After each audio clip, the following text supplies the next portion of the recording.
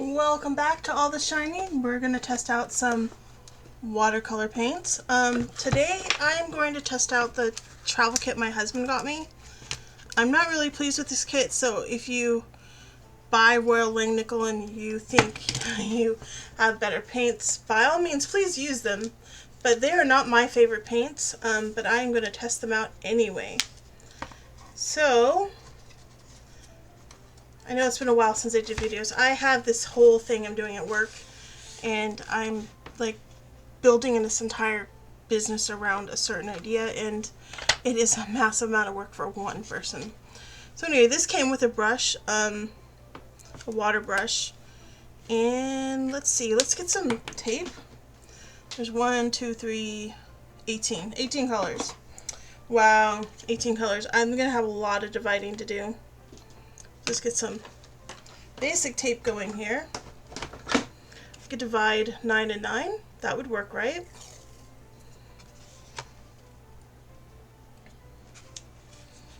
So I am going to line that up. I should have done this before starting the video. How dare I waste anybody's time? So if you want to fast forward through this bit, that's fine. But for those of you who are interested in watching someone fail at something, go ahead, watch me. Alrighty, so there we go. So if I make 2 3x3 grids, I'm sure we'll do fine.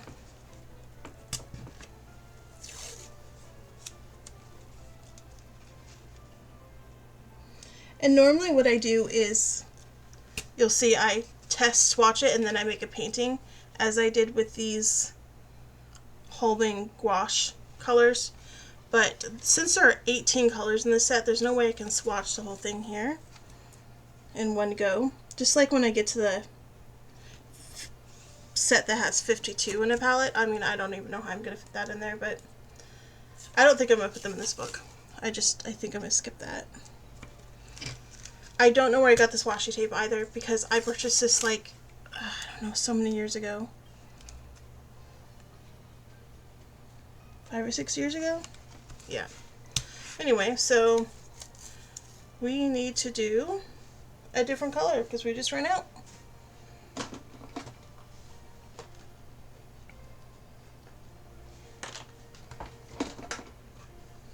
Alright, so those nice and on there. So if you want to know how to get this off easily, I just use a heat gun. Works, folks, it works. So if I divide each of these sections into 2, I'm going to do my best, and then the 2 again, we'll get 2 9x9 sections. This is really beautiful washi tape. I think I got it at Walmart back when they had, like, remember when they had that whole section of art supplies, and you could go down and you can get all the Bujo supplies? Oh, I miss that.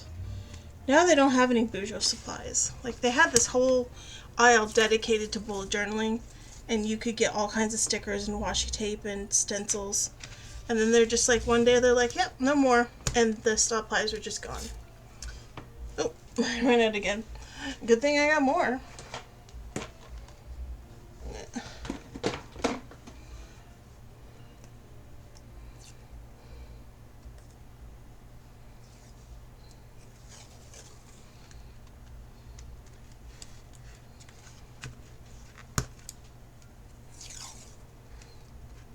So I tried bullet journaling, and I found it just to be too time consuming for my needs, like, and not creative enough. Like, I didn't want to be stuck in somebody else's stencils and stickers. And it took hours. Like, I'd sit in front of the TV and, like, I wouldn't even get something done that I was usable. So I get it. Some people are just that kind of creative and love doing their journals.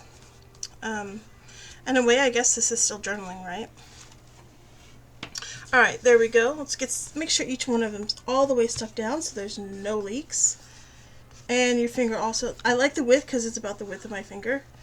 And then your finger oils don't get on the paper. Alrighty. This is my mom, guys. I love her, but she lives in another country.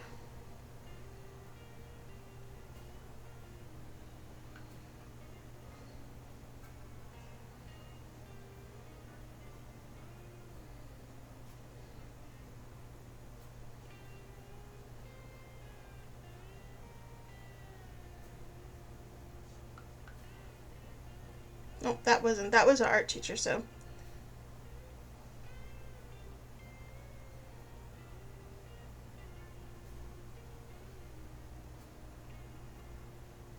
Alrighty. So I run a business where I help other people do certain businessy things, but not like I'm not a virtual assistant. Although some of what I do falls into that category. I like to say that I'm not a virtual assistant. I'm like not managing their emails and schedules and stuff. I did that for someone and they weren't grateful. And it was too time consuming, and they felt that I should be paid like $3 an hour, and I'm like, okay, that's great if you live in a country where $3 an hour will pay your rent.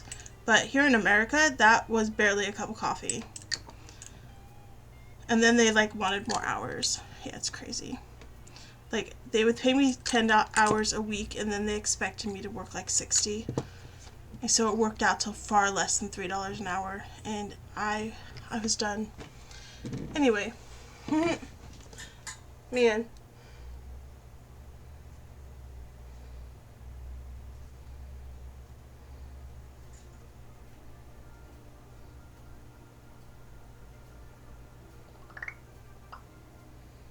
Yeah. So anyway, we are here, and like always, we're just going to start with the white. Because why not? See how coveragey it is? It comes with this water brush. And now let's get those out of the view, right? Because you don't need to know the other watercolors I'm going to be sampling later. I was supposed to be cleaning my sewing room, and I was like, yeah, no, not today, folks, not today. So supposedly to clean this, what you're supposed to do is to squirt a little bit of water and wipe it on the thing. I didn't like how that works. And you can see the green stained it really bad. So we're just going to go with the flow here.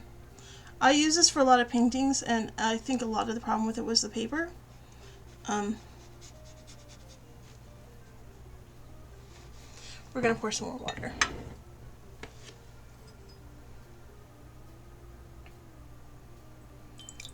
I was using some regular watercolor paper that was like not rated for actual watercolor painting. But like I can't get the green out of the brush now, or out of the container that's stained green. I don't know how the green paint got into the container in the first place, but so this paint's decent. I mean, it's kind of chalky, but it's decent and vibrant overall. I'm just going to keep going down the reds. But I wouldn't like make professional paintings out of this paint. It does do better on this 25% cotton paper, so it probably would do a lot better on 100% cotton or rag cotton. I want to point out that the quality of the paper and the quality of the brushes make a bigger difference on the paint than some of the paints themselves. However, these cheaper paints aren't going to be light fast. They are going to fade over time. And so they're better for getting at quick ideas out when you don't want to waste your paints. If you do a lot of painting. Also, this isn't the numbering system on this. They're just numbers. You don't know what colors they are. So you'd have to make a guess if you were following any tutorials of what color you're actually getting onto the paper. Which, to me, is a drawback. Because when they say, go to create a creton yellow or red or whatever, you don't have that. You just have this C8 and C25. Like, that's a cell number. Thank you. Alright, now into the purples. My other problem is, though, it's a travel palette, but if you close it while wet, the paint sticks to the bottom and then, like, gets destroyed. Yeah, it's I know they sell these, but I'm not impressed with how they build them.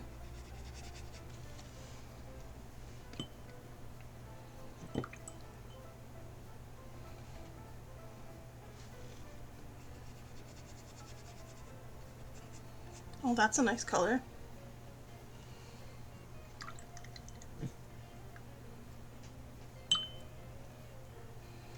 Alright, we're on to greens, right?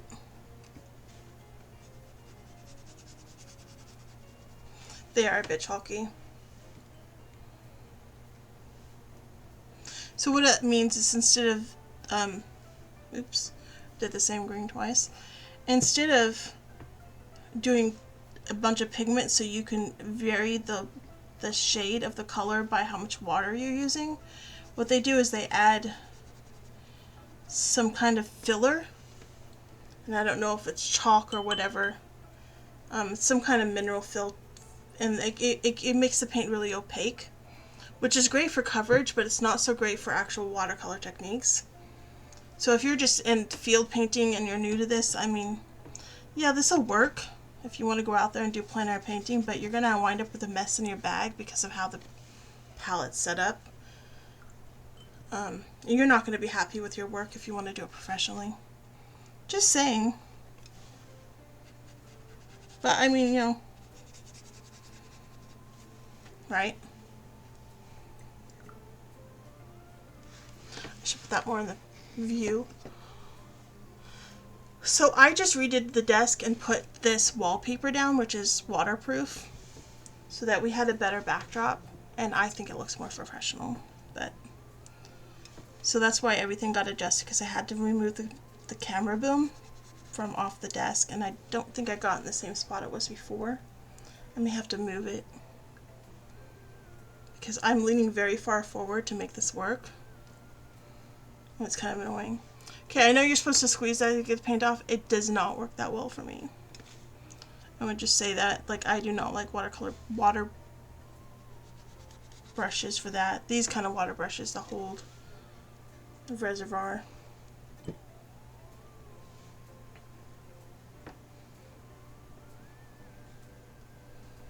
And if I'm pronouncing things wrong, I am so sorry, folks. I learned to read and write and speak at an early age, and English wasn't my first language, even though I was born in America.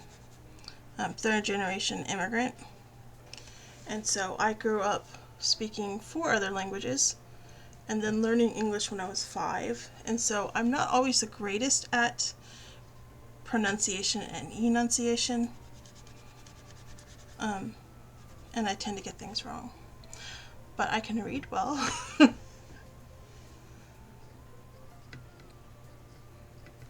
Well, there's this palette. Almost dry.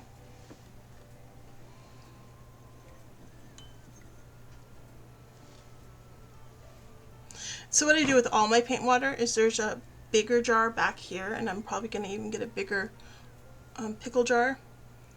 And I just dump all my paint water from different sets in the same thing. And then when it gets about 100 degrees outside, I'm just going to set this out there and let it dry, and probably come out with a different weirdly pigmented paint set. Anyway, that's just my plan. So I know this isn't fully dry yet, but we are going to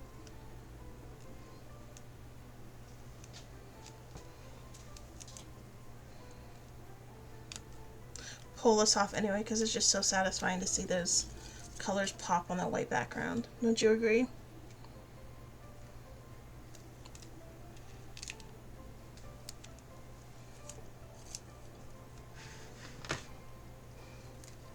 Like I said, I hate waiting for that to dry because I have to leave that open like that on my desk, which is why I don't think it makes a great travel palette. I will never be buying their brand stuff again anyway.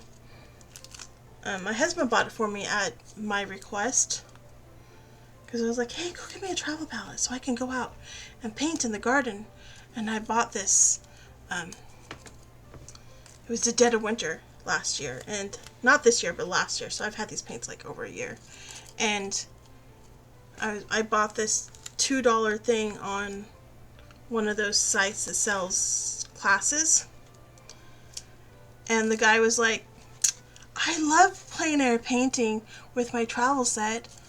You know, and it was all translated because he's in a foreign country, obviously.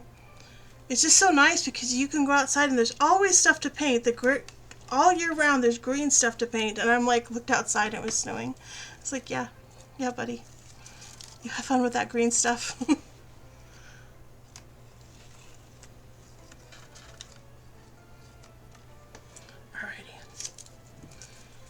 So I never finished that course because, well, he wanted me to go paint plants outside that weren't alive where I live. Oops. So they're okay. I mean, you could, there's no names on these colors, so you could try to match them up. Like that's indigo-y and that's cobalt-y. You could try to match up the colors, but there's no way for me to actually match up the colors because, well, what color are they? And, oh, I want to show something else. I'm organized now. Look at that. Isn't that so nice? I had to have that splurge. Anyway. If we can get back. There we go. I am looking for this will work.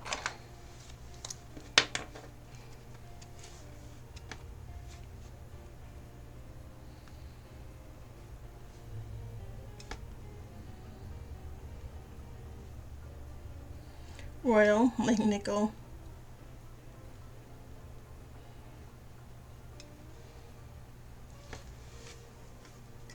There we are. This is going to have to dry, so I'm going to end the video here. I am going to come back with my Van Gogh set. And then my, which I still love and enjoy, you can see I'm enjoying it. And my Van Gogh interference colors, which I saved up and bought, so they're really special to me. And then we're going to finish off this paint testing with this kit. And I know I just bought mailing colors and I'm getting Crayola colors, so I'll probably add those to this video series. If you have paints you would like me to try, or you have ideas for paint brands that you'd like to see sampled, let me know in the description below. I am not going to do Royal Langnickel though, or any other Walmart brand, because they're just, you know, garbage. And I have a whole set of Artist Loft watercolors here I will be sampling as well, just to show how chalky and horrible student grade or children's grade paint is.